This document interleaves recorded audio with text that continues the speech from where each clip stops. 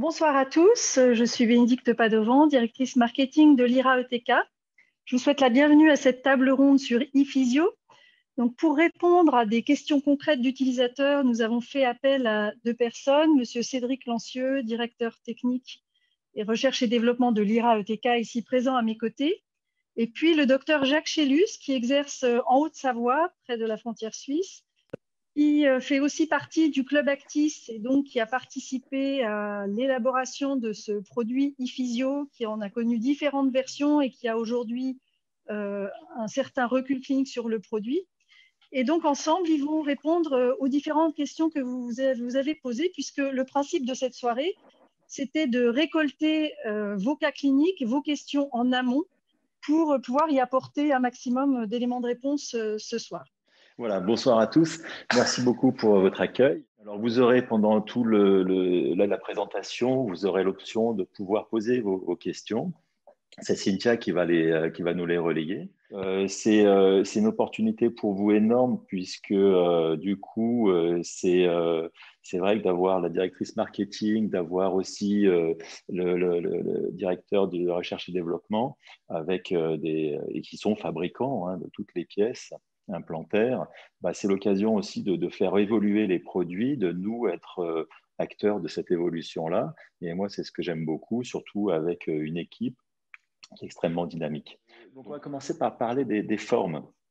Et c'est vrai que c'est une question, moi, déjà, que j'avais posée à Cédric quand j'ai vu cette superbe réalisation d'un confrère italien, Alberto Pistero, qui était parfaitement menée. Mais il y a quelque chose qui me surprenait, c'est pourquoi avait été utilisé dans cette situation-là un ePhysio de forme A, avec une très belle cicatrisation, voilà, et puis une homothétie de la prothèse qui était magnifique aussi. Mais pourquoi une forme A sur un site prémolaire?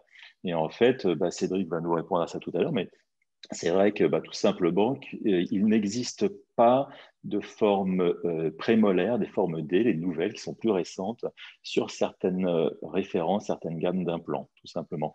Donc on voit qu'effectivement, moi, si j'avais dû avoir à gérer ce cas-là, là, le praticien a utilisé cette forme-là.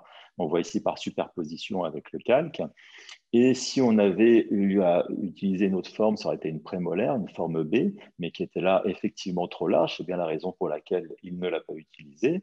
Et voire même s'il l'avait inversé, ça passait tout juste pas non plus, mais ça ne passait pas, ça aurait forcé. Donc du coup, on a la chance, en tout cas sur la gamme implantaire de chez ETK et certaines autres marques, mais là c'est Cédric qui nous dira, mais d'avoir une forme D qui est effectivement plus récente et extrêmement bien étudiée. On voit qu'ici, elle aura été parfaitement adaptée pour pouvoir maintenir les papilles et avoir une émergence encore plus propre au niveau prémolaire. Voilà, donc du coup, ça, cette première observation, je renvoie la balle à Cédric. Moi, je vais quitter mon partage d'écran pour vous montrer à peu près sur le site que vous retrouverez sur ePhysio.dental ou sur le ViraShop. Vous allez pouvoir retrouver un certain nombre de références. Et là, vous avez tout le catalogue des pièces qui vont être proposées en fonction des gammes d'implants. Alors, je reprends la main. Donc là, vous êtes sur le site ePhysio. Donc, c'est un site qui est dédié à l'ePhysio. Et donc, sur ce site, il y a plein d'explications en termes de tous les avantages de l'ePhysio notamment. Et on va retrouver les compatibilités des ePhysio avec les différents fabricants et marques d'implants correspondants. Donc, par exemple, on a du Alphabio, donc on va retrouver les formes A, B, C, les différentes hauteurs, 1 et 3, Antogir, Biotech, Astratech, on a la compatibilité. Donc, c'est une compatibilité, on va retrouver chez Astratech la forme D, car sur les implants TX sont compatibles avec les implants ETK. Biotech, Easy Implant, Global D, MIS. Donc, MIS, ça concerne les implants 7 notamment, et M4. Nobel Biocare, on a toute la compatibilité avec la connexion CC, la Conical Connection. Tout ce qui est Straumann Bone Level. Le tissu level, c'est pour bientôt. Et les implants Zimmer type Struvent, où on va retrouver pour les connexions la plateforme 35 verte et la plateforme 4,5 violette, les formes A, B, C en 35 et B et C pour la violette, puisque c'est des implants qui sont plutôt dédiés au secteur postal. Voilà en termes de compatibilité. Donc oui, il n'y a pas toutes les formes sur tous les systèmes implantaires pour le moment, puisque la forme D est arrivée un petit peu après. Est-ce que, Cédric, tu peux nous dire si c'est prévu sur donc certaines marques et gammes d'implants, du coup, et dans quel avenir? La forme D, hein, je Alors, parle de la forme D. oui, de la forme D, donc pas dans un immédiat, on va dire. Voilà, on n'a pas encore défini un ordre d'extension de cette forme sur les gammes concurrentes à ce jour. C'est-à-dire qu'on a beaucoup de praticiens qui, au final, ont basculé sur nos implants pour avoir la forme D. Et du coup, les demandes qu'on avait au départ, elles sont un peu tombées. Voilà. D'accord. Et après, qu'est-ce qui fait que moi qui suis poseur ETK, j'utilise des hauteurs 1, 2 et 4. Et pourquoi sur certaines gammes, il y a une hauteur 3 qui a été ajoutée, mais qui finalement a suppléé aux hauteurs 2 et 4? C'était une demande des praticiens ou comment ça se passe? Alors, on a étudié les gammes on va dire de vis de cicatrisation des concurrents. Et il en est ressorti qu'on s'est aligné dessus. J'ai une petite slide sur le sujet.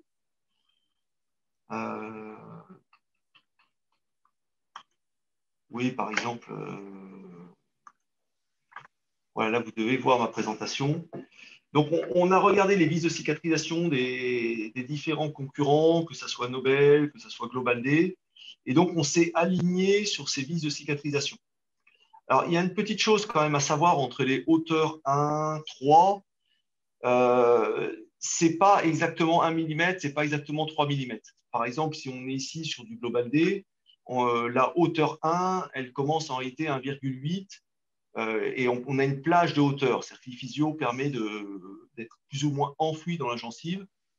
Et donc, on va être entre deux vis de cicatrisation et plutôt sur une vis de cicatrisation de 1,5 mm au départ. Et on va pouvoir aller au-dessus. Même chose pour les formes plus importantes. On va être sur des vis de cicatrisation plutôt de 1,5 et 3 mm, mais avec des plages de hauteur. Donc ça, on a des superpositions qui sont faites pour les différents fabricants.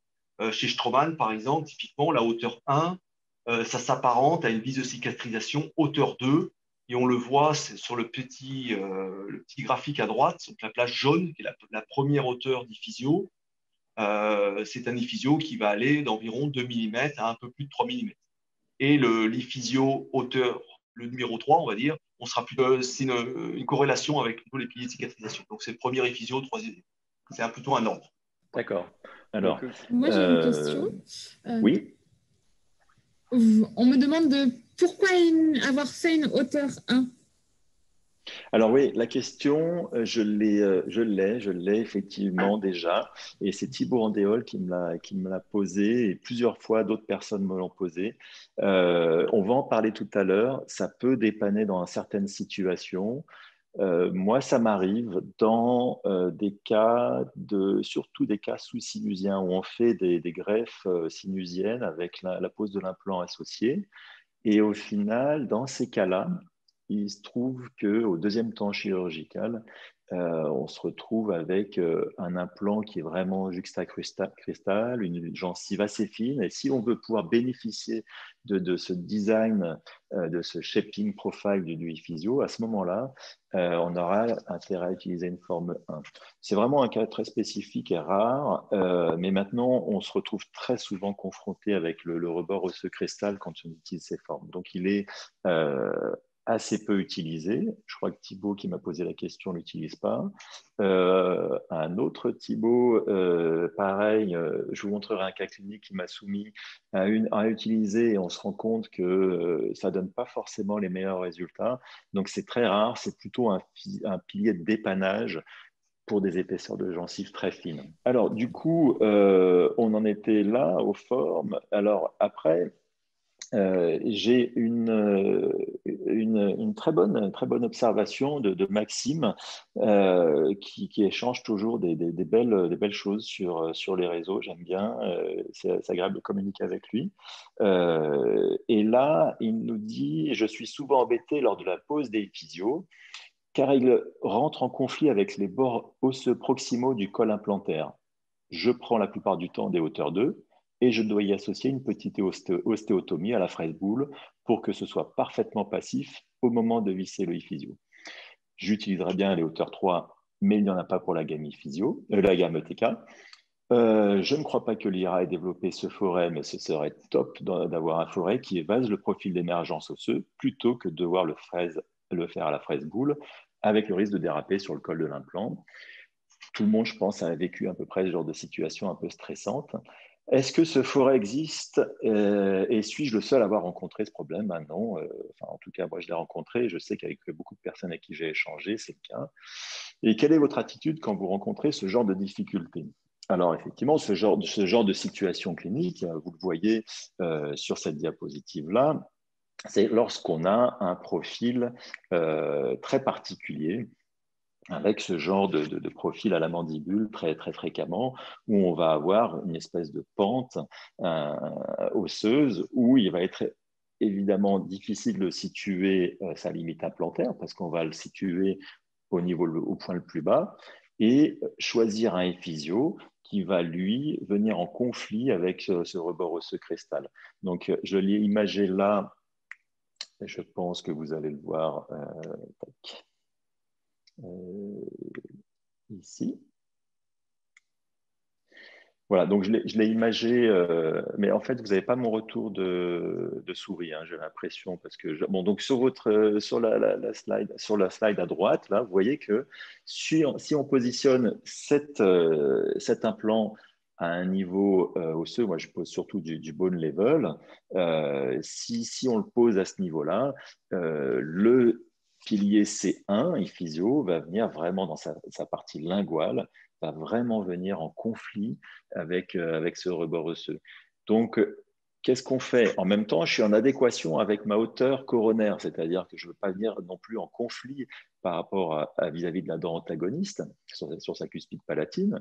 Donc, c'est vrai que le C1 devrait être le mieux adapté. Mais moi, d'un point de vue biologique, il ne me plaît pas. Je ne pense pas pouvoir poser un iphysio là parce qu'on va avoir finalement un étranglement gingival qui va être au niveau supra-implantaire trop fin, avec finalement une fragilité osseuse au niveau et certainement, probablement une perte osseuse à ce niveau-là en vestibulaire. Donc du coup, le iphysio C2 serait le mieux adapté, ce qui nous contraint quand même à aller quand même aménager le contour osseux sur la face vestibulaire, sur la face linguale.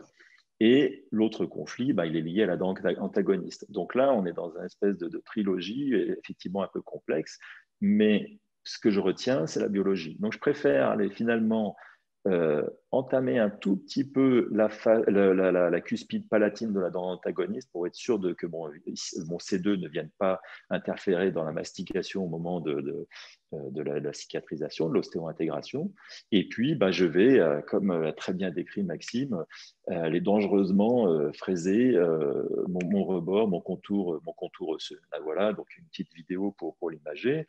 Ça, il est absolument inimaginable de le faire sans aide optique, parce que c'est extrêmement précis, qu'il ne faut absolument pas aller abîmer la plateforme implantaire.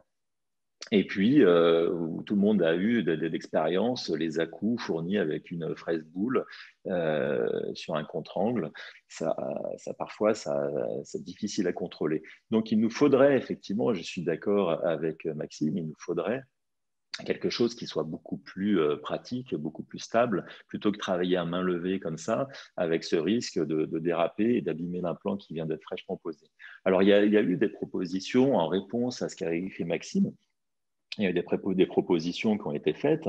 Donc, Jean-Marc Legros membre également du club d'Actis, effectivement, il répond aussi la fraise évaseuse, un rêve, parce que ça fait un petit moment qu'on l'évoque. Donc, c'est l'occasion de relancer un petit peu l'équipe qu'on a en face de nous aujourd'hui, hein, Béné et Cédric, pour dire ouais, c'est vrai que tout le monde le demande. Donc, il y a vraiment une réponse à fournir. Et là, Dove, effectivement, une astuce qui est très intéressante et qui marche bien sur certains types d'implants, c'est de mettre le pilier de couverture pour éviter d'abîmer la tête de l'implant. Ça marche bien quand la vis de couverture recouvre complètement la plateforme implantaire, ce qui n'est pas le cas des implants ETK, parce que la vis de couverture ne vient boucher que l'orifice d'entrée de l'implant. Sinon, après, il y a Kevin qui, lui, dit tu vas évaser carrément avant de mettre ton implant, ce qui est aussi absolument intelligent. C'est pas con. Et donc, vous le voyez sur les dessins, il existe des forêts un petit peu comme ça. Alors, vous voyez sur le dessin supérieur gauche un forêt qui est destiné à évaser avant de mettre l'implant. Et sinon, sur la photo inférieure, photo que j'ai récupérée, pareil sur les réseaux, il existe sinon une espèce de fraise évaseuse avec ce petit capuchon qui va venir dans l'implant pour être sûr de ne pas abîmer l'intrado de l'implant. Mais je vais sur ce sujet donner la parole je vais quitter mon mode plein écran, mon partage d'écran, et je vais donner à nouveau la parole à Cédric parce que finalement, à force de provoquer, il a dû se préparer à s'y attendre aujourd'hui et du coup, du coup, il a une réponse à ça et j'espère que ça va marcher. C'est toujours super dur de quitter le partage d'écran. Voilà, c'est bon. Ok. Donc, je te repasse la parole, Cédric, si tu as une solution à nous fournir. Oui, alors on a travaillé dessus, hein, parce qu'on a travaillé dessus. Jean-Marc, docteur Legros, me lâche pas sur le sujet. C'est un rêve. C'est un rêve qui va arriver. Voilà, on y est presque. Hein, on y est presque. Alors, j'ai partagé l'écran, il y a un petit retard. Voilà. Donc, c'est la problématique dont on parlait, c'est de proposer un iphysio qui est quand même assez large dans sa partie supérieure pour épouser au mieux l'anatomie de la dent remplacée. On peut retrouver un contact osseux qui fait qu'on n'arrivera pas à positionner l'iphysio correctement. Soit on le voit clairement, soit il y a même un risque de poser l'iphysio, de croire qu'il est en place, mais il est un petit peu en appui sur l'os cortical périphérique de l'implant. Donc, pour ça, on a travaillé sur une solution où on met une vis de cicatrisation, entre guillemets, puisque c'est une vis centreuse dans l'implant, et on va venir trépaner autour de cette vis, et surtout s'arrêter en butée sur la vis pour ne pas toucher la plateforme de l'implant, parce que c'est très important, c'est de ne surtout pas abîmer l'implant. Voilà, donc on aura un centreur, donc c'est guidé. Donc s'il y a une crête osseuse plutôt en vestibulaire qu'en lingual, on ne va pas avoir la fraise boule qui va être envoyée de l'autre côté, puisqu'on va être centré sur l'implant. Et on va pouvoir trépaner, élargir le puits à ce niveau-là. J'ai bien aimé l'idée aussi de passer de fraise corticale en amont de la pose de l'implant.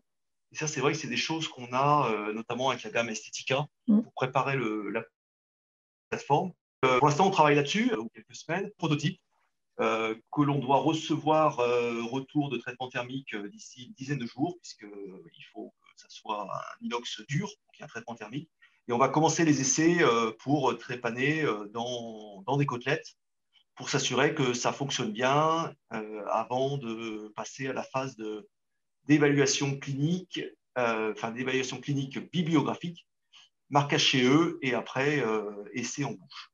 Voilà. Donc c'est en cours, et ça devrait arriver, j'espère, d'ici. Alors ça prend un peu de temps, hein, le marquage chez eux, d'ici fin de premier trimestre 2021.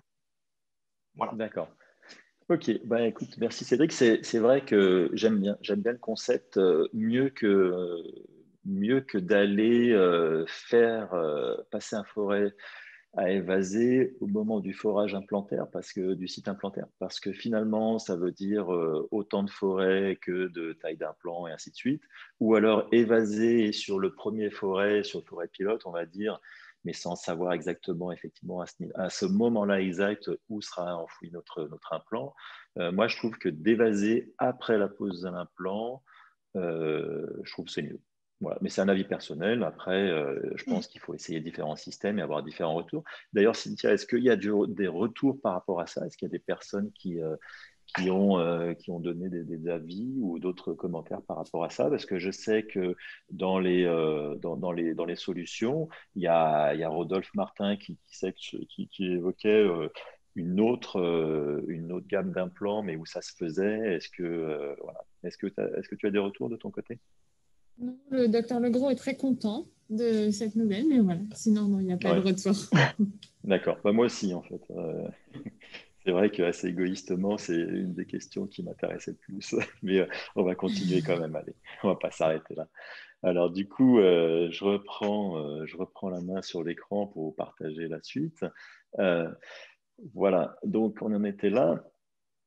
Euh, alors, toujours de Maxime, qui me posait une question personnelle sur le message et qui a vu que j'utilise beaucoup le PRF.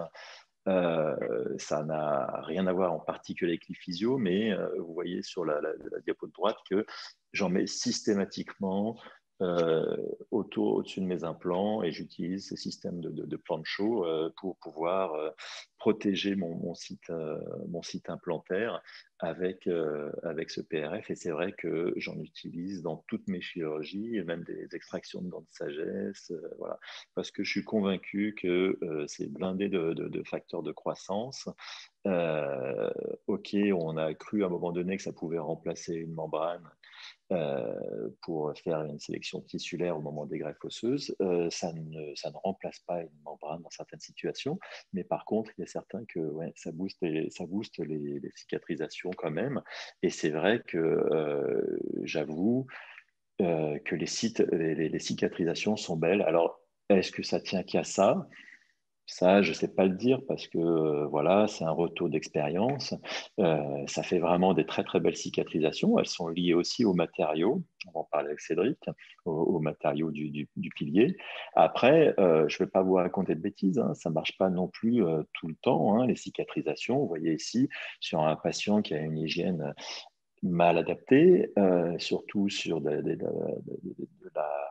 du terrain parodontal avec le remplacement de dents perdues parodontalement, c'est vrai qu'on prend un peu plus de risques et puis l'hygiène n'est toujours pas adaptée. Alors forcément, dans ce genre de situation, on n'aura pas quand même une aussi belle cicatrisation, mais il est certain qu'on voit quand même en profondeur qu'on a quand même une belle gencive circulaire, voilà, une belle attache qui se fait. Et ça, c'est plutôt lié aussi après à la nature du pilier dont tu peux peut-être évoquer les qualités, Cédric, parce que c'est vrai que les questions ont été posées, pourquoi est-ce que c'est du titane, est-ce que c'est de la zircone, on ne sait plus trop, et quel est l'intérêt de ce revêtement. Je te repasse la parole. Est-ce que tu veux que je te redonne la main sur l'écran ou c'est bon? Bah, je vais l'expliquer, ça va être bon. Hum. Alors, le pilier est en titane. Hein. Le pilier est en titane. Par contre, il a un revêtement de surface qui est un revêtement d'oxyde de zircone. Alors, vous allez me dire, ah bah, la zircone, c'est blanc. Alors, c'est vrai que la zircone dans le dentaire, c'est blanc. Mais la zircone est un substitut au diamant. La zircone, initialement, pure, elle est translucide. Donc, aujourd'hui, vous allez me dire, bah, si elle est translucide, pourquoi est-ce qu'on ne voit pas que c'est gris? On en a profité pour mettre une petite couche d'oxyde de titane sous la zircone, ce qui fait cette couleur dorée. C'est-à-dire qu'on a un double traitement de surface sur les iphysios qui nous permet d'avoir une couleur qui passe bien en bouche, hein, plutôt dorée, jaune, une couleur qui est bien perçue au niveau des caméras buccales, ça c'est important. Et surtout, ce traitement de surface et cette zircone, elle apporte beaucoup en termes de biologie, c'est-à-dire que la gencive apprécie beaucoup plus le contact de la zircone que du titane, même si le titane est bien accepté par le tissu humain. Et donc, biologiquement, on va être mieux là-dessus et moins de plaques bactériennes aussi. Il y a plusieurs études qui le démontrent. C'est-à-dire qu'il y a moins de plaques bactériennes, surtout les piliers qui vont être soit en traités par un traitement de surface, oxyde de zircone ou oxyde de titane. Voilà les apports D'accord.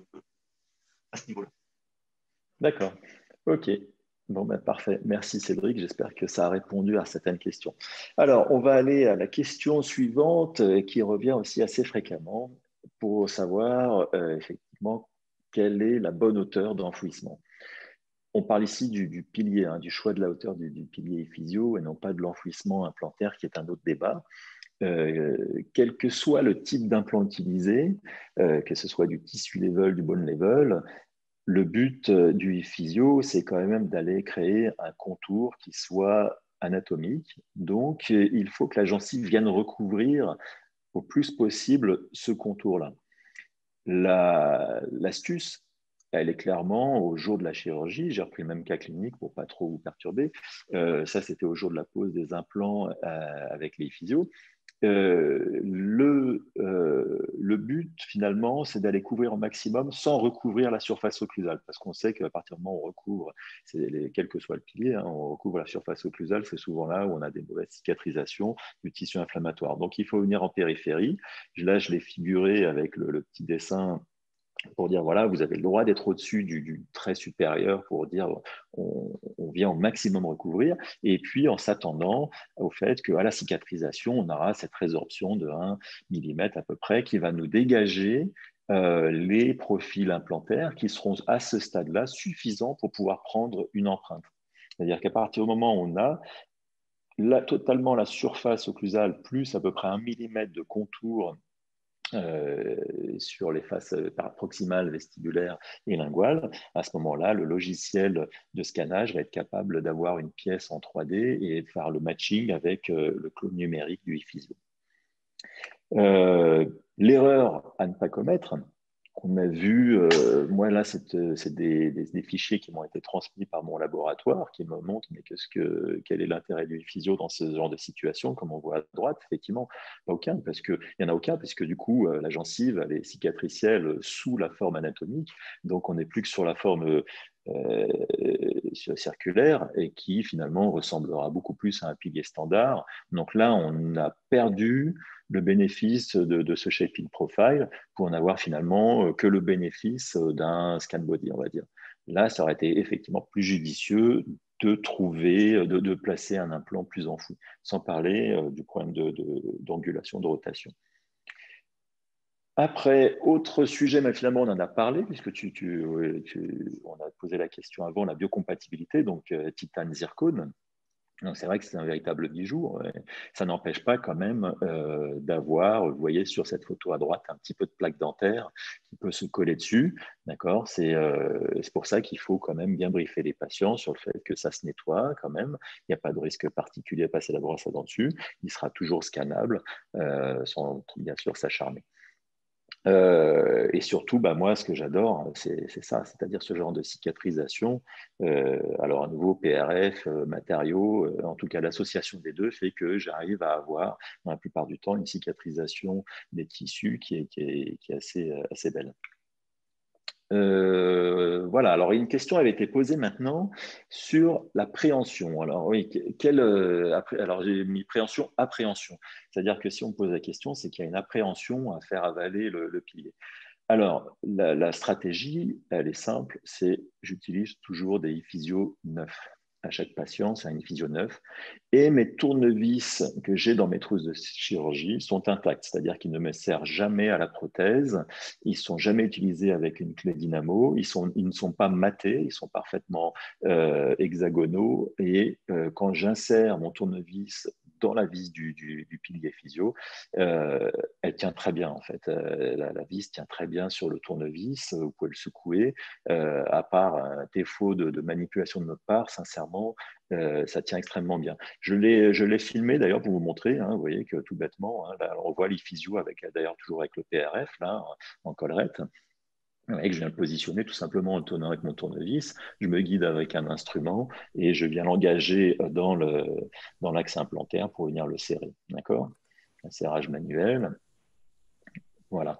Et donc, c'est pas plus compliqué que ça. Maintenant, je peux comprendre hein, les craintes de le perdre, et auquel cas, il y a des astuces, notamment la pince de fureur, qui marche très bien. Hein. Vous en trouvez à 5 € au 3e étage chez le Pakistanais, vous les stérilisez, vous mettez ça dans votre trousse de chirurgie, et vous voyez que les nouveaux iphysios, depuis plus d'un an maintenant, ont des petits ergots comme ça dans lesquels vous allez pouvoir vous accrocher et tenir. Alors moi, je m'en sers plus au moment où je vais le déposer qu'au moment où je vais le poser, ça. Parce que c'est vrai que c'est plus difficile de le déposer que de le poser.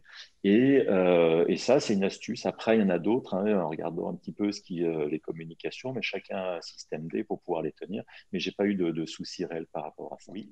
On a une Oui. personne qui réagit par rapport à ça, qui dit qu'il a du mal à manipuler l'effusion en secteur postérieur. Oui, ouais, mais comme n'importe quel autre pilier, parce que, alors oui, je sais, si on met un pilier plein, c'est un peu plus facile parce que il n'y a pas le jeu du physio qui tourne autour de sa vis et tout ça. Je suis d'accord avec ça. Auquel cas, bah, il s'aide avec une pince. Et là, vous voyez d'ailleurs sur la diapo que je suis en train de mettre là, à l'époque, ça c'est des premiers physio titane zircone et qui n'ont pas d'ergot à l'époque. Et là, on n'avait vraiment pas de moyen de l'attraper facilement et ça glisse entre les doigts et autres. En réalité, on a toujours soit une presse à tissu ou quelque chose qui va nous permettre de les pincer dans les ergots et d'aller pouvoir finalement le guider pour l'insérer. Je suis d'accord que c'est un petit peu moins facile que d'aller positionner un pilier standard plein, mais honnêtement, c'est pas plus compliqué que ça. Après, il faut choisir la bonne hauteur du tournevis également pour ne pas s'embêter avec les dents antagonistes qui viennent aussi nous gêner. OK. Donc, contrôle de l'insertion. Une fois que j'ai vissé mon ephysio, je vais toujours redévisser ma vis et vérifier qu'elle déborde de 1 mm. C'est mon contrôle visuel pour être sûr qu'il est bien engagé. Si en plus de ça, il ne se déloge pas, alors je parle pour la gamme, pour la connectique des implants Natural Plus, Naturactis, où on a un code Morse qui engage quand même pas mal. Si on a serré un peu manuellement, logiquement, l'ephysio, il ne se déloge pas. Sinon, s'il se déloge, c'est qu'il a quand même un petit conflit osseux, s'il n'est pas à fond. Voilà. Et puis, vous pouvez le visualiser avec le retour de vis, là. Et si effectivement elle sort bien, c'est que votre ephysio est parfaitement engagé dans l'hexagone interne de votre implant. Maintenant, il y a un autre moyen de contrôle aussi qui existe toujours, c'est tout simplement le contrôle radio, qui est indispensable également. C'est que là, vous voyez deux iphysios qui pourraient prêter à confusion, enfin à imaginer qu'ils sont en conflit. En fait, non, ça passait. Je contrôle d'ailleurs avec mon fil de suture que j'ai bien un passage entre les deux, qui ne soit pas en conflit l'un contre l'autre. Mais par contre, on voit sur la radio du haut qu'il n'est pas tout à fait engagé. Et donc, j'ai redéposé, remis en place. Et sur la radio du bas, donc là, il est parfaitement engagé. Ça va jusque-là? C'est oui. Tout bon pour tout le monde? Ouais. OK. Alors, là, très belle question aussi. Et on va parler là de SSA.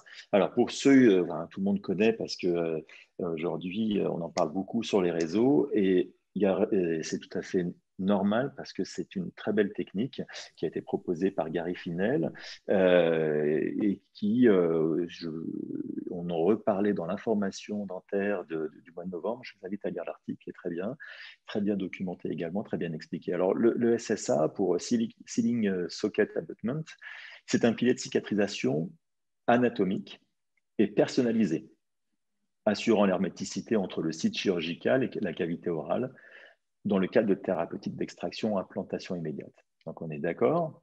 La situation, c'est qu'on est sur des situations extraction-implantation immédiate.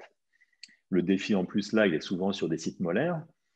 Et on veut avoir une étanchéité par rapport à la cavité buccale parce qu'on se retrouve avec des implants qui sont d'un diamètre souvent beaucoup plus étroit que la forme dentaire initiale, que la forme molaire. Donc, un simple pilier qui soit rond ou même anatomique comme un ephysio, par exemple, n'est pas suffisant. Et l'adjonction de cette cupule de résine va permettre de couvrir complètement le site opéré Et en plus, va nous maintenir cette architecture gingivale.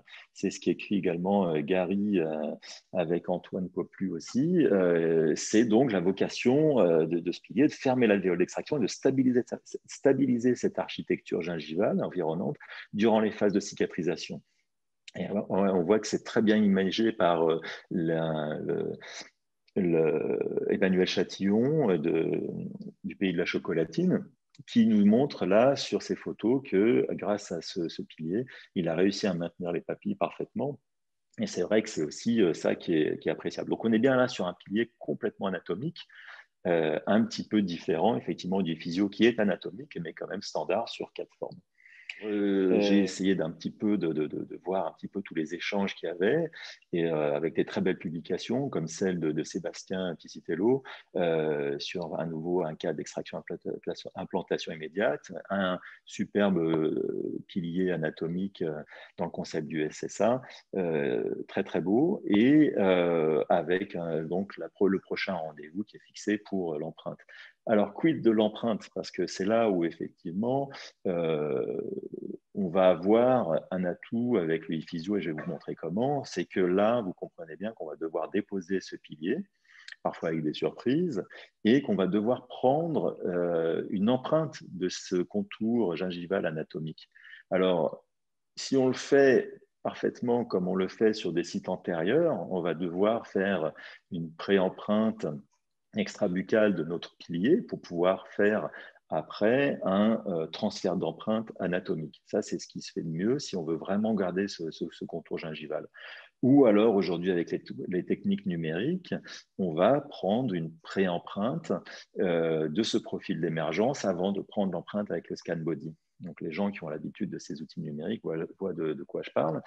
Mais voit aussi souvent en fait ce problème de collapsus gingival, de gencive qui va se rétracter un petit peu sur l'implant et on va perdre un petit peu d'information. Donc c'est ce qu'on va voir tout à l'heure. Et puis, quid de la cicatrisation? Alors là, c'est une publication de Laurent Théry que j'aime bien parce qu'il fait des belles choses et puis surtout, il a cette humilité de partager des situations qui sont beaucoup plus complexes, qui sont sujets à débat et qui font finalement aussi bien avancer l'affaire parce qu'il ne s'agit pas de montrer que des belles choses, il s'agit aussi de montrer ses galères. Et j'aime bien parce qu'on voit ici qu'il a très bien mené cette reconstruction SSA suite à une extraction et une implantation immédiate. Sauf que sa question, c'est pourquoi avoir ce type de cicatrisation après une opération parfaitement menée. Et là, c'est là où on se rend compte que quand on revient à la question de l'empreinte, on va avoir un petit souci, c'est qu'est-ce qu'on va prendre effectivement comme empreinte de ça? Comment on va adapter notre pièce prothétique? Maintenant, pourquoi c'est comme ça? Gary répond très bien, hein, c'est multifactoriel, c'est exactement ça. Ça peut être lié à plein de choses, ça peut être lié à la biocompatibilité du composite, par exemple, qui a été utilisé. Ça peut être surtout dû à un dévissage partiel qui fait qu'il y a une petite percolation de fluide buccal avec probablement des bactéries qui sont bien inflammées. Ou après, ça peut être aussi un problème du biomatériau qui a été utilisé, un biomatériau qui serait plus sous forme de pop-corn plutôt que quelque chose qui a été parfaitement ossifié. D'ailleurs, il y a une réponse d'Alain Gagnon qui dit oui, effectivement, c'est probablement ça. Et j'avoue que moi, pour vous donner une réponse à ça, je pense qu'il y a probablement eu une perte d'étanchéité dans le concept du SSA. Et puis, le choix du biomatériau, moi, je mets systématiquement du biobank parce que je sais que ça donne des très, très bons résultats. Après, je ne suis pas payé par eux pour vous dire tout ça, mais je vous donne mes astuces, mon ressenti. Donc, question de Pierre Laillant. Je pense que tu as fait exprès, Pierre, de me poser cette question. C'est très gentil parce que, est-ce qu'on peut faire un SSA avec un e-physio? Et si oui, comment enregistres-tu ton profil d'émergence? Eh bien, oui, sur un malentendu, je pense qu'on peut y arriver. Alors, donc, comment? Donc ici, voilà une situation d'une patiente qui présente une ancienne reconstruction avec une pêche avec une image apicale au niveau de sa racine mésiale, un contexte qui paraît compromis. Donc, je n'ai pas perforé la couronne pour faire passer mes forêts implantaires. J'ai tout simplement déposé la couronne, séparer les racines à l'aide d'une fraise d'écria, et puis, grâce à un guide chirurgical, passer mon forêt pilote. Suite à quoi, j'ai déposé mon guide chir, continué au travers des racines mon protocole de forage, pour ensuite, une fois terminé mon protocole, déposer les racines. Et puis, mise en place d'un implant, comblement avec du biobank, mise en place d'un physio. Alors, vous voyez que dans ce genre de circonstances, dès lors qu'on fait de l'extraction implantation immédiate, on va le planquer dans sa tranchée. Là, il va être sous-gingival, le physio, puisque par-dessus, on va lui rajouter, non pas là une couronne provisoire, mais une coiffe SSA. Donc ici, vous avez vu que j'ai supprimé la vis initiale fournie avec le pilier et pour mettre une deuxième vis plus courte qui, elle, est fournie avec le pilier provisoire, qui est ici en pic, qu'on a recoupé pour être à une hauteur inférieure. Ce que vous voyez déborder, ce que vous voyez déborder toujours autour du pilier, c'est le PRF. Et je vais rajouter donc de la résine autour de ce site-là, pour pouvoir ensuite le démouler. Là, je reprends un e-physio déconditionné qui me sert au laboratoire. Donc, j'ai une série comme ça où je vais pouvoir reclipser ma petite coiffe sur mon e-physio, je refaire les contours avec du composite flow. Et puis, une fois fait, je viens le reclipser donc, sur mon implant. Ici, vous voyez une radio à J0 au jour de la chirurgie implantaire et le fondu enchaîné là, entre les deux diapos, je vous demande de bien observer. Il est un petit peu lent, volontairement pour bien observer le mouvement osseux qu'il va y avoir entre les deux en 3 mois. Vous allez voir que sur la partie mésiale de l'iphysio, il va y avoir une petite perte osseuse. Par contre, au-dessus du col, en supra-implantaire, vous allez avoir un petit gain osseux. Voilà, donc ça, c'est la cicatrisation à 3 mois. Donc finalement, déjà à la radio, c'est plutôt optimiste puisqu'on a une belle cicatrisation autour de notre implant. Et puis maintenant, on va regarder ce que ça donne au niveau de la cicatrisation supraimplantaire, au niveau de l'étage gingival. Et là, vous voyez ici à 3 mois, la cicatrisation. D'accord? Donc, on a tout simplement, au moment de l'empreinte, donc ça, c'est vu au travers d'un miroir pour voir le maintien des papilles. Et on a tout simplement au moment de l'empreinte déclipsé sans déposer le pilier physio. Et vous voyez qu'on a un parfait contour gingival et que là, pour répondre à Pierre, notre e-physio est parfaitement accessible à la lecture optique. Voilà là, ici, l'image scanner. Là, en monochrome, juste pour bien voir les contours. Et puis là, donc en mode occlusion. Là, en vue occlusale, pour bien montrer le profil d'émergence qui a été aménagé. Vous voyez ici.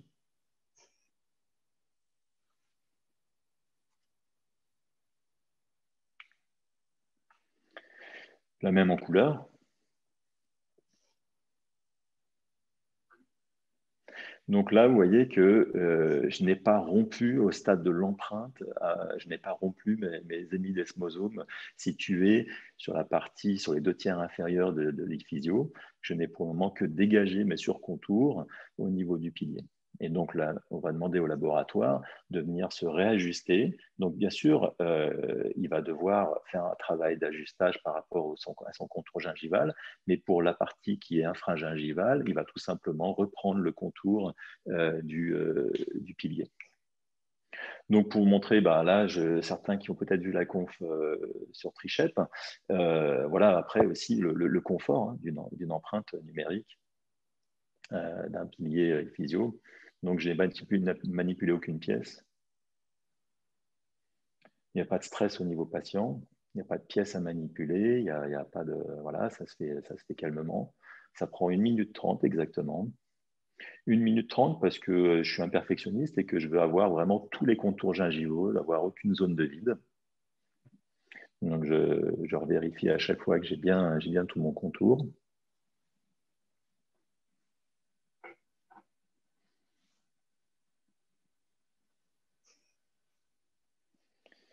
Donc, vous avez compris hein, la facilité après de ce jouet numérique, c'est qu'il n'y a pas lieu d'aller mettre des transferts, ni même un scan body.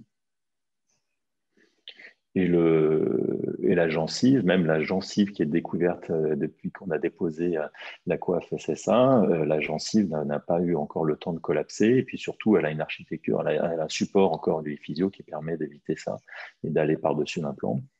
Voilà, donc là, on arrive à la fin de l'empreinte. Quand on arrive tellement zen qu'elle a même envie de jouer avec mon écran. Et voilà. Donc, du coup, voilà, là, on le met en mode monochrome pour vérifier qu'on ait bien tous les contours. Et là, le laboratoire va parfaitement pouvoir matcher son clone numérique sur cette émergence. J'ai une question voilà. Par rapport à ça. Oui. Donc, on me demande, donc pas de démontage de l'e-physio pour la réalisation de l'empreinte. Et donc, à la fin de la réalisation de l'empreinte, il y a bien eu un repositionnement du SSA pour la poursuite. Oui, absolument. C'est ça. Ouais. Absolument. Bien sûr, après, on repositionne le SSA, mais vous avez vu, c'est clipsé. Hein. Il est très facile à déclipser, à reclipser. Pareil, hein, la pince de Führer est notre meilleur ami. Hein. C'est facile à aller passer dessous et l'attraper.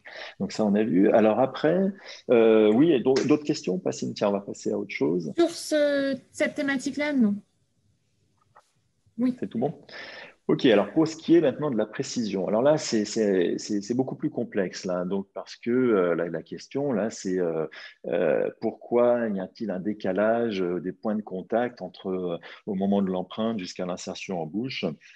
Là, il y a tellement de facteurs que ça pourrait faire l'objet d'un débat, d'une conférence juste sur ça, mais qui serait beaucoup plus intéressante d'avoir avec des prothésistes pour pouvoir essayer de caler le truc. En réalité, quand je dis calage, c'est en fait ça, c'est d'arriver à caler les machines, finalement, souvent. Parce que, par expérience, si l'e-physio est bien positionné, c'est extrêmement fiable. On peut faire plusieurs éléments et faire des bridges et c'est extrêmement fiable en termes d'empreinte. Donc, simplement, il faut déjà être sûr que l'e-physio soit correctement inséré. Donc, bien sûr, au moment de l'empreinte, il y a toujours un contrôle au tournevis, vérifier que le physio, eh bien, c'est la petite galère de début quand on passe au numérique, c'est de caler la machine. De la même manière que quand on travaille avec nos prothésistes sur des empreintes physiques, il y a toujours un praticien qui va préférer des points de contact forts, l'autre plus faible et autres. Et puis le bon prothésiste, il va savoir pour chacun quelle intensité de point de contact il va mettre.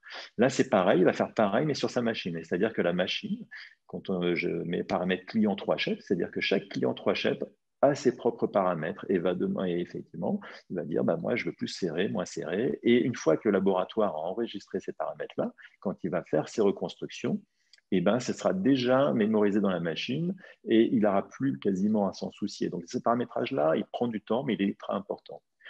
Après, il peut y avoir aussi des paramètres d'impression, parce que finalement, l'idée aussi sur des céramiques, donc les céramiques stratifiées, il va y avoir quand même avoir la main du prothésiste sur la finition, ou combien même si c'est du monolithique, est-ce qu'il va mettre une glasure, combien d'épaisseur ça va rajouter, du maquillant, de tout ça. S'il n'a pas de modèle, ça veut dire qu'il le fait complètement arbitrairement, et puis ça va être nous, au fauteuil, de devoir ajuster ces points de contact-là. Ou alors, il va imprimer un modèle, mais à nouveau, quel type d'imprimante, comment a-t-il paramétré son imprimante, et puis surtout, il y a une réplique à coller. Est-ce qu'il a bien collé sa réplique, bien comme il fallait, bien indexé, tout autant de paramètres qui peuvent faire que ça ne joue pas. Effectivement, les 0,3 mm qui sont défectueux là, sur ce cas-là, qui est évoqué, ça va vite en fait, hein, si on met tout ça bout à bout. Donc finalement, là, c'est vraiment une question de relation praticien-prothésiste pour arriver au calage machine. Et c'est vrai que j'avoue, une fois que c'est calé, alors là, c'est du bonheur, mais surtout, on croise les doigts pour que ça ne bouge plus. Voilà, donc ça, je n'ai pas de réponse absolue à ça, mais c'est souvent un débat qui va être avec les laboratoires. Et Cédric, est-ce que tu veux intervenir sur ce thème-là? Oui, alors il y a beaucoup de facteurs, hein, comme tu l'as expliqué. Il y a un point qui est aussi important, ça va être le matching de l'e-physio virtuel sur l'e-physio scanné. C'est-à-dire que le prothésiste doit vraiment prendre le temps à ce moment-là de vérifier que l'e-physio qui vient se superposer, les physios virtuels qui viennent se superposer sur les physios scannés, soit vraiment bien positionné. Et idéalement, il faut faire des coupes. Donc, on fait des petites coupes qui permettent dans le logiciel de vérifier que les deux surfaces matchent parfaitement. Voilà ce qu'il faut faire. Donc, c'est la première étape. Et c'est vrai que les prothésistes, je vois dans la phase, on va dire, de R&D, des premiers cas qu'on traite à Salanches, c'est le point particulier. Ils préfèrent passer un peu plus de temps pour vérifier que le matching est bon avant d'enchaîner la conception de la prothèse. Et ensuite, oui, l'imprimante, hein, on a vu sur des imprimantes qu'il y a des choses qui fonctionnent très bien, et puis au bout d'un moment, ça fonctionne moins bien, parce qu'on peut avoir un laser qui commence à fatiguer, ou bien un changement de résine, de l'eau de résine, peut faire que notre modèle n'est plus en adéquation. Donc, dans ces cas-là, nous, ce que l'on fait systématiquement, c'est qu'on imprime des petits cubes, avec un trou dedans d'ailleurs, comme ça permet de vérifier les trous pour les analogues, pour s'assurer que le trou pour l'analogue est au bon endroit, au bon diamètre, et que le cube fait la bonne dimension à différents endroits de l'imprimante. Voilà, parce qu'on peut avoir des modèles qui vont être à un endroit du plateau qui vont être bons et d'autres modèles qui vont être moins bons de l'autre côté du plateau. Donc ça, c'est des choses importantes à savoir. Et on est assujetti à ces imprimantes 3D qui sont des vrais jouets. Hein. C'est magnifique ce qu'on peut faire avec.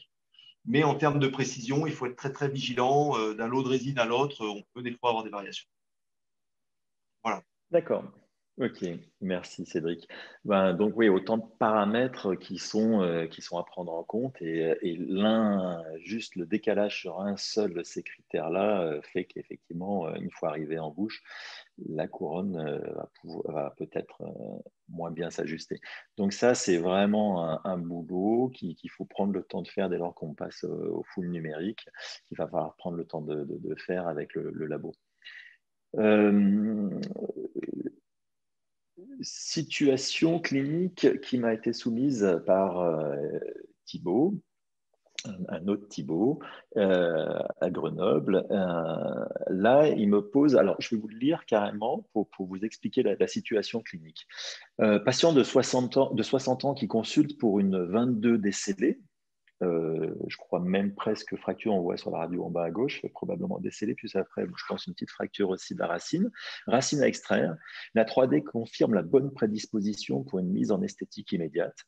J'extrais et pose un Acturactis 3,5 par 12 dans un axe plus palatin que la racine naturelle pour un ancrage maximum. Comblement du gap au Créo 0,25 g S, Nobel.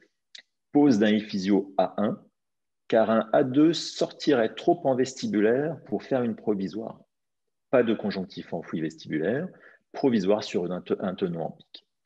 À 6 mois, contrôle et prise d'empreinte. Je demande au prothésiste de ne pas affiner l'émergence de l'inmecor par rapport à l'ePhysio afin de soutenir les tissus gingivaux. Pose de l'inmecor et de la couronne C, les zircones stratifiés. Petit clin d'œil, mais ça je reconnais bien Thibaut dans son humour. Les compos seraient-ils à refaire? Oui, parce que vous n'avez pas vu la photo, c'est pas là, je vous montrerai tout à l'heure. Ouais, donc Thibaut, je te réponds, les compos sont à refaire. Alors après, j'ai pris une rétroalvéolaire et j'ai un doute sur la pérennité par rapport au profil d'émergence. Je trouve que l'angle est vraiment très aigu à proximité de l'os. Ceci dit, ça l'est depuis la pose de l'implant. Alors, je voulais savoir comment tu procèdes dans ces situations en attendant des physio angulés. Par rapport effectivement à ce profil, alors on a répondu déjà partiellement, et de toute façon il y a les réponses dans la question, on a répondu partiellement tout à l'heure sur le fait que déjà la forme A1 est vraiment très rare à utiliser parce qu'on voit là sur cette radio que ce n'est pas forcément le meilleur profil, le meilleur contour qu'on puisse imaginer d'un point de vue biologique, en tout cas sur un site incisif. Après, sur la morphologie de la couronne, pareil, on se demande si le soutien de la papille distale va durer dans le temps. Voilà donc la situation clinique. Donc, avec une belle cicatrisation gingivale, hein, on voit qu'il n'y a aucun souci. Et il y a des papilles. et il n'y a aucun signe d'inflammation. Donc déjà, pas d'inquiétude particulière. Quelque part, c'est déjà quand même un succès. Maintenant, il faut voir si c'est un succès à long terme. En tout cas, tel que ça se présente là, finalement, c'est pas si mal. La radio, je dirais, est plus péjorative que la situation clinique en bouche. Donc voilà le e-physio qui a été découvert au moment de la pose de la couronne, ce que j'ai compris. Thibaut, tu peux réagir en question-réponse si jamais je me trompe. Et donc là, on voit que la structure gingivale a été bien soutenue, que le e-physio tel qu'il est là est bien positionné, il est sous-gingival et il a été bien protégé. Et puis que finalement, il n'y a rien d'inflammatoire, il n'y a pas de tissu gênant. Alors après, sa proposition implantaire était celle-ci. Donc du coup, avec un implant effectivement positionné en palatin, et une émergence du e-physio qu'il trouve trop vestibulaire. Et donc, sa critique, il dit, si j'avais mis un e-physio plus haut, qui aurait été mieux au niveau du profil d'émergence supra-implantaire, malheureusement, mon e-physio aurait débordé, aurait été un petit peu supragingival, aurait débordé un vestibulaire, ce qui aurait été moins favorable pour gérer une provisoire et même au niveau du contour après gingival pour la finition. Donc, je confirme, son choix, il n'est pas forcément mauvais, en fait, puisque le e-physio, en termes de hauteur, en tout cas dans sa partie gingivale, est la bonne. Après, comment j'aurais géré l'affaire? Tout simplement, j'aurais utilisé un guide chirurgical pour être sûr de ne pas être influencé ni au forage et encore moins la pose de l'implant, d'être influencé par la table osseuse palatine qui aura toujours tendance à repousser en fait l'implant vestibulaire. On a beau essayer d'être ferme dans le poignet, malheureusement, c'est vrai qu'on se retrouve toujours avec après un implant qui va être toujours plus vestibulé. Donc du coup, aujourd'hui, j'avoue que c'est tellement facile avec les techniques numériques aujourd'hui de faire un guide que je passe toujours mon forêt pilote au guide chirurgical. Donc ce qui m'aurait permis de sortir mon axe implantaire plus en palatin. Voilà. Donc là, on le voit ici. Alors là, l'image, elle est faite avec un ancien e-physio, les toutes premières versions, mais pour montrer que à ce moment-là, l'e-physio se serait bien positionné, une forme de hauteur 2, se serait bien positionné pour la réalisation d'une provisoire. Et on aurait pu, dans ce cas-là, utiliser une forme 2. Après, l'autre observation, ici, donc si j'avais utilisé une hauteur 2, donc on aurait eu un col supraimplantaire un petit peu plus doux, un petit peu moins de surplomb, et puis on aurait pu dessiner à ce moment-là une courbe de provisoire. Là, si j'avais fait mon bain provisoire sur e-physio, j'aurais tout simplement suivi ce contour-là, tout simple, ce qui m'aurait permis de tenir un tout petit peu plus ma papille distale. Voilà. Donc, on apprend des situations comme Thibaut, j'en ai eu, j'en ai encore, et on n'est pas toujours satisfait de son axe implantaire, on doit s'adapter. Donc, du coup, est-ce qu'il existe, Cédric, une solution de rattrapage qui serait un pilier angulé, un e-physio angulé? C'est étudié, on va dire que cette partie-là est faite. Hein. On a 2 e-physios qui sont prévus, avec 2 angles différents, 10 et 20 degrés. Une seule hauteur, c'est pour des cas, on va dire, antérieurs. C'est une hauteur de 2 mm, qui permet d'avoir un beau profil. Et il y a 2 esthétibas qui vont avec. Alors ça, c'est étudié. C'est actuellement dans la phase de production.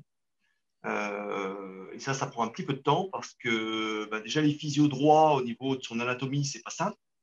Mais alors, une anatomie, une forme gauche et en plus angulée sur les machines d'usinage, ça nous prend un petit peu de temps en termes de FAO, de fabrication assistée par ordinateur, pour trouver quelque chose qui soit reproductible d'une production à l'autre et qui fonctionne. C'est là où, pour l'instant, on pêche un peu. Voilà. Il est très important que d'un lot de fabrication à un autre lot de fabrication, les e-physios soient exactement les mêmes, puisqu'ils n'ont pas qu'un rôle de pilier de cicatrisation, ils ont aussi un rôle de scan body. Et si il y a des variations en termes d'e-physio, on va avoir aussi des variations en termes de prothèses derrière. Voilà. D'accord. Donc j'espère pour quelque chose pour mi-2021, mais voilà, la mise au point est un peu longue. D'accord. Ok. Bon, ben, merci pour la réponse. Et pour répondre à Thibaut, c'est une question de toute façon, ces piliers angulés qui avaient été soumises déjà, ça fait peut-être pas loin de 2 ans, non, Cédric? On en a parlé déjà en réunion du Alors, Club Actis, au oui, moins alors une bonne ça, année. ouais, 2 voire 3 ans. Hein, Ouais. alors bon, parce qu'après, on vous a présenté différentes formes. On a statué sur une forme avec, d'ailleurs, il n'y a que la forme A. Après, il y avait des profils d'émergence sur lesquels on a travaillé ensemble. Et suite à ça, on a pu lancer le développement. C'est-à-dire qu'il y a tout ce travail en amont avec le Club Actis, hein, et votre regard clinique pour bien définir les profils. Donc, alors, ce qui est quand même surprenant, c'est que par rapport à la demande qu'on avait initialement à la sortie de l'IPhysio, où rapidement on a eu cette demande d'IPhysio angulée, d'un autre côté, on a de, je dois dire entre guillemets, de moins en moins de demandes. Alors, est-ce que la chirurgie guidée a permis de se dire, oh là, j'ai un cas en intérieur, il faut que je fasse attention pour pas tomber dans un besoin d'IPhysio angulée ou un IPhysio type A1? Je vais faire une planification chirurgicale, je vais essayer de passer mon mieux mon implant de manière à me retrouver dans l'axe et pour pouvoir profiter pleinement du physio droit qu'on a actuellement. Mais c'est une demande qui a été très forte au départ et qui s'est un petit peu atténuée. Donc, voilà, d'un côté, on a beaucoup de travail pour le développer, mais la demande est quand même pas mal tombée. Ouais. Bon, j'espère que tu sortiras le forêt de contour-signe avant alors. Donc du coup, Ouais, on va tout faire. oui, alors c'est vrai que je suis d'accord. Moi, je ne trouve plus beaucoup d'intérêt à l'angulé parce qu'une fois qu'on a fait l'erreur, une fois, on corrige surtout notre geste implantaire, en fait, notre geste chirurgical. C'est-à-dire se dire, bon, l'e-physio, on était content parce qu'on n'avait pas la problématique de l'issue de la vis, de la provisoire en vestibulaire, puisque finalement, le PINS en pic est vraiment pratique et c'est éclipsé du coup. Mais c'est vrai qu'une forme A est finalement assez A1 pardon, est assez mal adaptée. La hauteur 1 est assez mal adaptée. Du coup, quand on sort une forme 2, ben là, si on est allé un peu trop en vestibulaire, c'est vrai que ça devient contraignant. Donc là, c'est pour ça que moi, aujourd'hui, bah, la correction, je ne l'imagine pas en changeant mes physios, en mettant des physios angulés, mais plus en utilisant systématiquement un guide chirurgical. Alors, oui, j'ai quelques questions. On me demande jusqu'à combien d'éléments consécutifs on peut gérer avec ePhysio. Alors, j'ai failli mettre une image de Tony Musi qui a mis 8 physio ou 6 ou 8, je ne sais plus là. Vous regarderez, je crois que sa publication doit être sur l'IRA Study Group ou sur Workflow, je ne sais plus. Lui, il a fait déjà ça sur 6 ou 8 physio. Moi, je m'arrête à 3 physio. Continu ou plus ou moins, c'est-à-dire jusqu'à 4 éléments de bridge. On s'est prêté au jeu d'avoir fait du direct implant, bridge direct implant transvissé sur trois implants. Et en fait, ça nous a démontré que l'empreinte numérique était extrêmement fiable. Donc voilà, moi je limite à une EMI arcade, on va dire, à 4 éléments. Maintenant, l'avenir, c'est toujours pareil, il faut tester, avoir du recul avant de pouvoir affirmer. Mais je trouve que déjà, ça répond à pas mal de solutions, de situations implantaires. Aujourd'hui, il est certain que ça ne s'oriente pas sur de la prothèse complète hein, pour le moment tel que c'est là, mais ça évoluera dans un sens prometteur, hein, parce que la fiabilité des empreintes numériques aujourd'hui, elle ne fait qu'accroître et puis il y a de plus en plus de monde qui bosse et qui utilise. Et puis surtout, ce qui est super important, c'est de donner, nous, praticiens, notre feedback pour que ensuite les laboratoires et les fournisseurs aussi s'adaptent et fassent accélérer le phénomène. Ok. J'ai une autre question, c'est avec votre expérience et votre recul sur l'utilisation d'ePhysio, quels seraient les axes d'amélioration sur la gestion des provisoires sur ePhysio? Qu'est-ce qu'on pourrait améliorer sur la gestion des provisoires? Par exemple, réalisation d'un cas de bridge provisoire ou est-ce que... Il faudrait poser vraiment aux aficionados du full numérique qui, eux, font vraiment toute la conception, y compris la prothèse provisoire en technique numérique usinée chairside. Moi, quand je fais du provisoire, je reste sur une empreinte physique, silicone, d'une situation initiale ou d'un mock-up que je vais transposer en bouche sur mes piliers sur lesquels ont été adjoints des piliers provisoires antiques.